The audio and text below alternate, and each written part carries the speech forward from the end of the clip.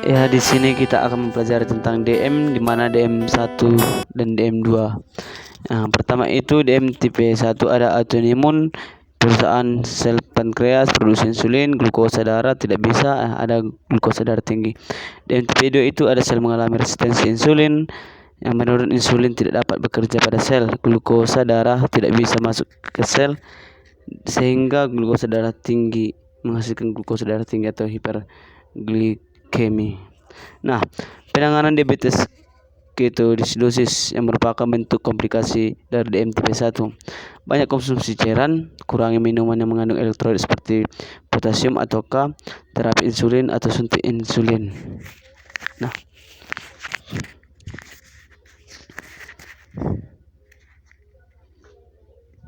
selanjutnya apa itu nutrisi? Nah, batasi makanan berlemak dan batasi minuman berlemak. Nah, komplikasi diabetes mellitus. Yang pertama itu DM tipe 1 melalui terapi insulin, diet rendah gula. Nah, DM tipe 2 kurangi berat badan atau berolahraga, diet sehat diabetes, konsumsi obatan anti diabetik oral.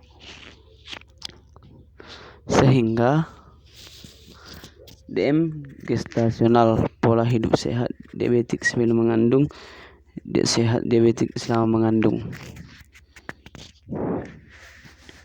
Nah, kemudian ada DM ketoasidosis, di mana terapi insulin, diet rendah gula dan lemak. Nah, melalui terapi insulin kita mengetahui apa komplikasi. Yang pertama itu hipokalsemia. Setelah itu lemah, lapar, tubuh gemetar, kehilangan kesadaran kejang-kejang. Nah, akibat hipokalsemia tersebut. Nah, komplikasi diabetes mellitus pada pembuluh darah. Yang pertama, menyebabkan kerusakan pembuluh darah kecil dan beberapa komplikasi stroke. Nah, arteri menjadi arteriosklerosis atau radang arteri dan arteriosklerosis, pengumpulan lemak pada arteri sehingga menyumbat aliran darah. Nah, arteriosklerosis ini disebut dengan penyakit jantung dan stroke. Sedangkan penebalan basal membran kapiler darah yang disebut dengan hipoksia atau kekurangan oksigen sel. Nah, hipoksia ini terjadi karena radang kapiler menghambat suplai oksigen dari pembuluh darah. Nah, komplikasi diabetes mellitus pada ginjal. Yang pertama itu tinggi glukosa mengakibatkan kerja berat pada glomerulus dan nefrotik sindrom yang mengarahkan ke dialisis atau disfungsi ginjal yang menyaring darah.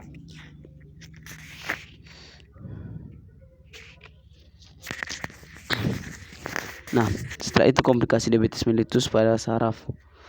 Nah, merusak saraf otonom atau disebut dengan saraf pengendalian gerak tubuh. Nah, faktor-faktornya itu kejang, keringat, sirkulasi darah tidak normal, media makanan bakteri dalam darah. Jika ada luka akan mengalami peradangan dan infeksi atau bisul pada saraf otonom tersebut. Nah,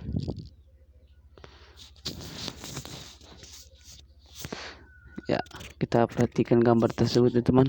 Nah, jika ada luka akan mengalami peradangan darah atau infeksi atau disebut dengan amputasi. Ini salah satu pencegahan supaya tidak terjadi menyebar ke seluruh tubuh ya teman. Kita harus mengamputasinya. Itu salah satu jalan keluar dari diabetes mellitus tersebut. Nah, intervensi diabetes mellitus aman dengan cara mengalkulasikan sumber energi. Yang pertama itu energi, mana pertama karbohidrat 4 kakal atau per gram, 2 protein 4 kakal per gram, 3 lemak. Di mana fungsi dasarnya karbohidrat yang pertama itu sumber energi utama, yang kedua protein zat pembangun tubuh, lemak yang ketiga itu pembentuk membran sel. Nah, sumber energi utama pada karbohidrat itu disalahkan karena tidak dapat atau bertolak belakang pada saat membran tubuh, sehingga protein berhubungan dengan sumber energi utama. Ya, ikuti dengan struktur gambar tersebut di mana terdapat kesalahan atau kesinambungan pada energi. Nah, pembentukan membran sel karena pembangunannya hilang, maka tidak berkesinambungan dengan sel atau disebut dengan tidak aman. Bagaimana kita cara mengatasinya tersebut? Nah, kita dapat mengatasinya dengan jaga kesehatan dari sekarang. Sekian.